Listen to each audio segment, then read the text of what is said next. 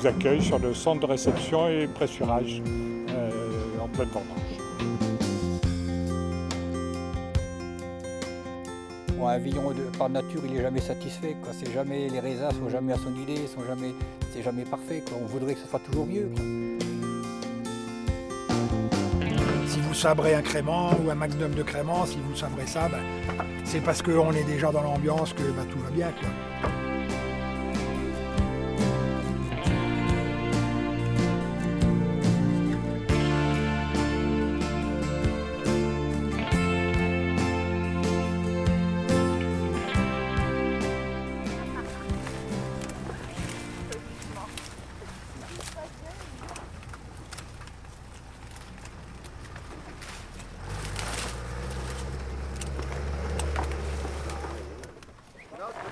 Par la corde à sauter. Pour la photo, Robert, regarde, ils sont tous bien organisés.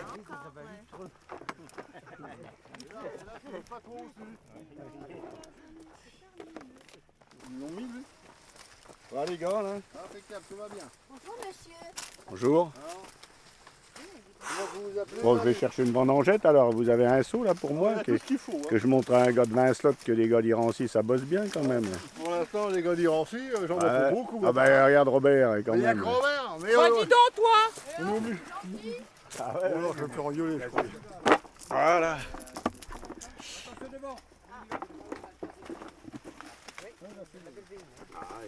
Arrivé à un certain moment, bon, les contrôles de maturation, ça nous aide beaucoup.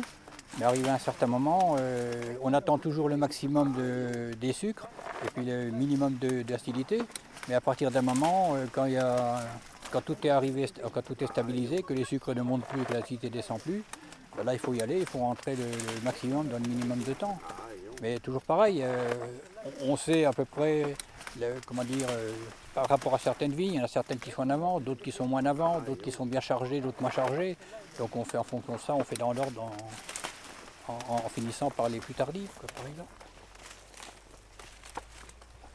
Ouh, il y a trop de sécateurs. Il va falloir que j'y aille parce qu'il commence à rouspéter. Maintenant, c'est le vendangeur qui commande. Hein.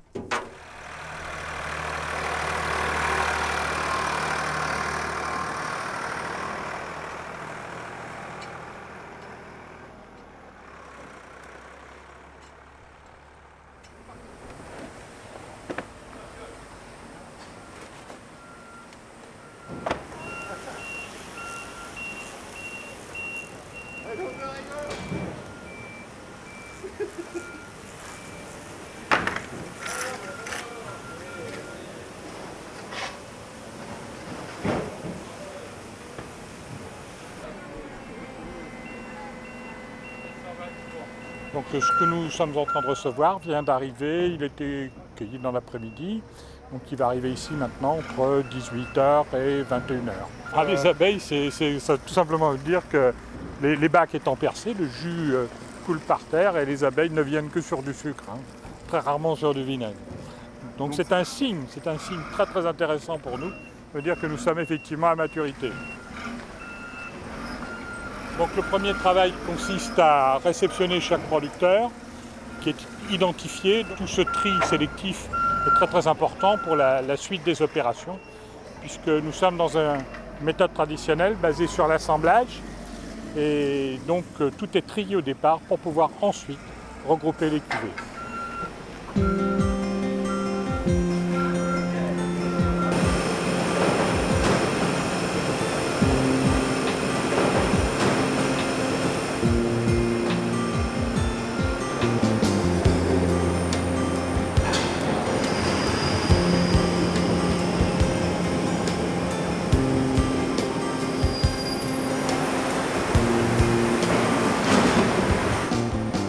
Nous avons 4 pressoirs en ligne, donc 2 pressoirs de 12 tonnes, un pressoir de 6 tonnes, un pressoir de 8 tonnes. En fait, ce sont des pressoirs à air comprimé, donc il y a une enveloppe à l'intérieur, une poche qui reçoit le raisin. C'est un plus d'avoir cet acte qui ne martyrise pas le raisin. Voilà. On emploie un petit peu ces termes qui peuvent paraître un peu curieux, mais c'est quand même très très important. Il y a dans ce métier quand même beaucoup de délicatesse.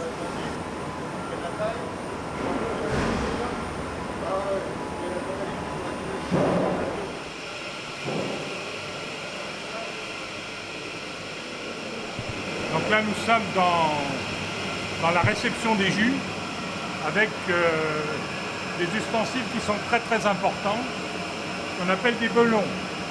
Donc les belons, un belon par pressoir nous permet de fractionner les jus en fonction de l'acte ou du stade du pressurage. Ça veut dire que pendant la phase de remplissage, on va séparer une quantité de jus qu'on appelle des tailles. Donc cette quantité de jus de départ va être retirée, mise de côté tout simplement. Ensuite, on passe à l'acte de presse, la véritable presse qu'on appelle la cuvée. Cette cuvée qui est en train de couler là, cette cuvée qui représente à peu près 70% de l'ensemble, c'est elle qui va nous servir à faire les meilleures cuvées de notre production. Et à partir de ce stade-là, les vins vont ensuite être dirigés, enfin les jus vont être dirigés sur la cuverie qui se trouve, ici c'est très particulier, à 40 mètres en dessous de nous, sous terre carrément, où là il y a la suite du process, c'est là qu'on va commencer à débourber, décanter et ainsi de suite. Donc tout le travail technique, je dirais l'œnologie, commence vraiment après ça. Je ne veux pas dire qu'on a gagné quand on a bien fait ici, mais en grande partie. L'œnologue nous racontera que c'est grâce à lui, mais c'est normal.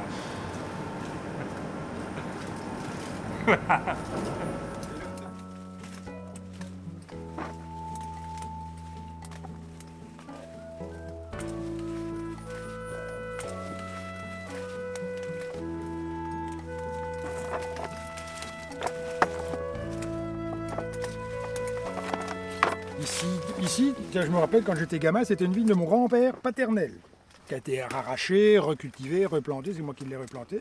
Mais je me rappelle quand j'étais gamin, on est là. C'était toute une histoire, on mangeait dans la vigne, le grand-père, on faisait le feu de javel pour casser la croûte en bas des traits. Il y avait le cheval, moi je me rappelle quand j'étais gamin, il y avait encore le cheval avec les pièces on ramenait ça en tonneau. Hein. Voilà. On fait nos élongations en même temps, c'est un sport complet la vendange. Hein.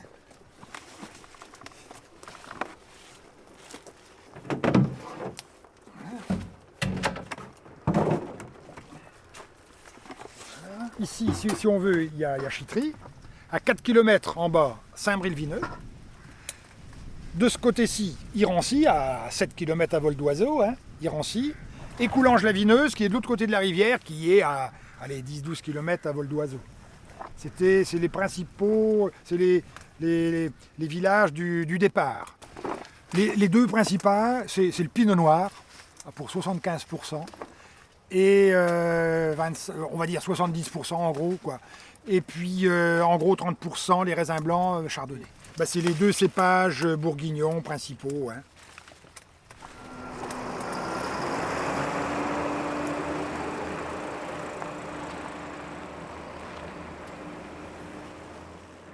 Alors nous sommes maintenant dans la cuverie, donc on va aller voir l'arrivée des jus que nous venons de laisser au niveau du quai d'expédition, centre de pressurage, fragmentation des jus belons, et donc le jus descend ensuite par gravité près de 50 mètres plus bas sous terre.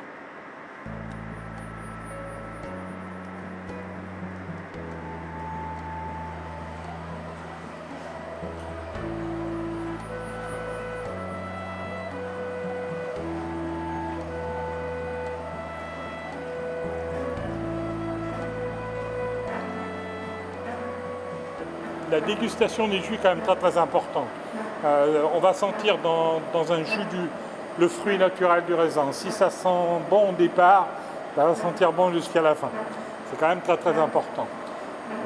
Il faut vraiment ensuite être capable de transformer ça dans sa tête et d'imaginer, d'être capable de reprendre le cheminement, de dire bah, voilà, j'ai déjà senti ça à telle époque, ça donnait telle chose. Voilà. Après, le vin, c'est un métier de mémoire. Hein.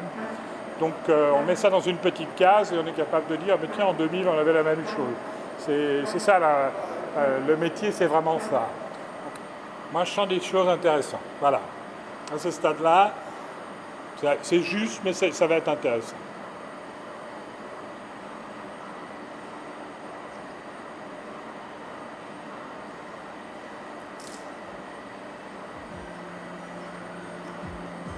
Un vrai jus de fruits. Vous voulez goûter? Plaisir.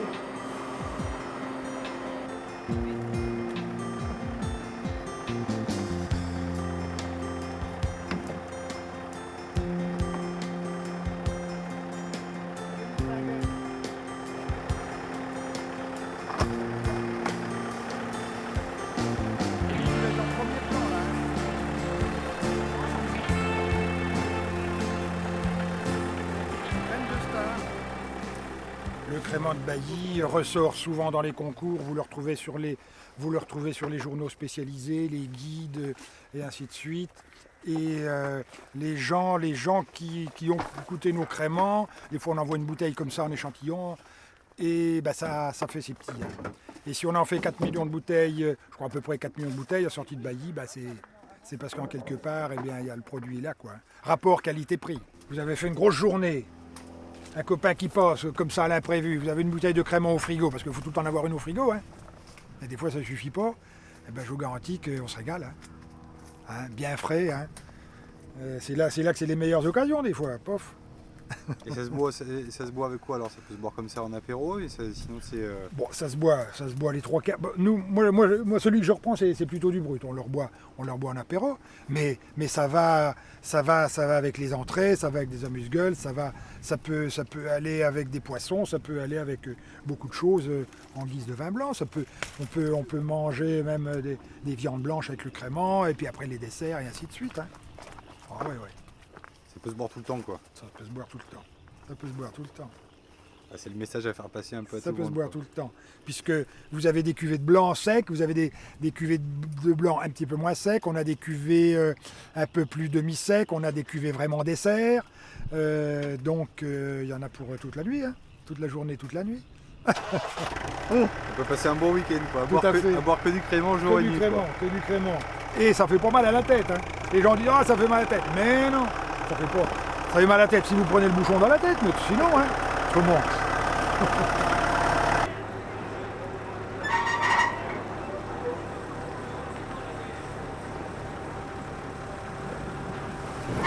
Le casse-croûte, il venait d'où? Alors, du boucher charcutier De chiterie. de Chitry. Ouais. Donc, du bon pâté, du bon jambon. Il y avait-il du bon... Et on a des commerçants à et Chitry. y avait-il du bon vin? Ouais, bah, on avait du chardonnay du Languedoc. Bon cher, hein. C'est léger.